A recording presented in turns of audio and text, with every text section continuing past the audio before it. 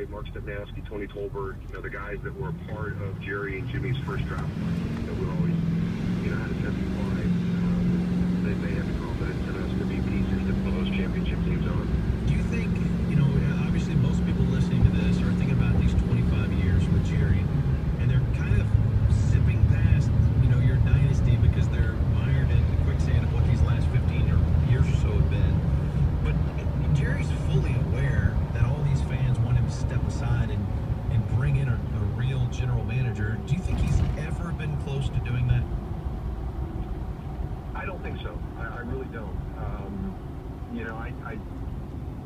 I've seen people's opinions on why he brought in Bill Parcells, who's the strong personality head coach.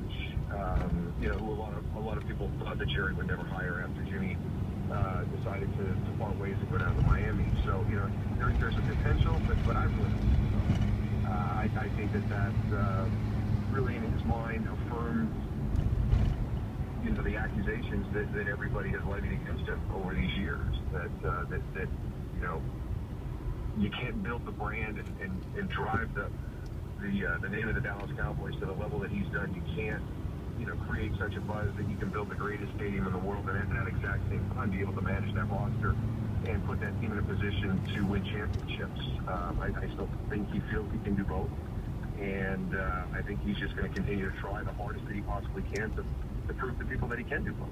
I mentioned at the top, it was great to prove those people wrong, to win those championships, and I think that's a lot of the fiber that Jerry has. He'd love to be able to prove his naysayers wrong. His ability to do the general manager role.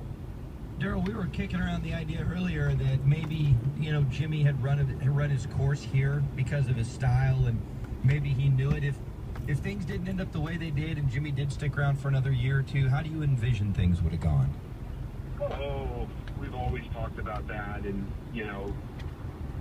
obviously you're never going to be able to say anything with definitive proof or reason, but being the youngest team in the NFL in 1992, and even though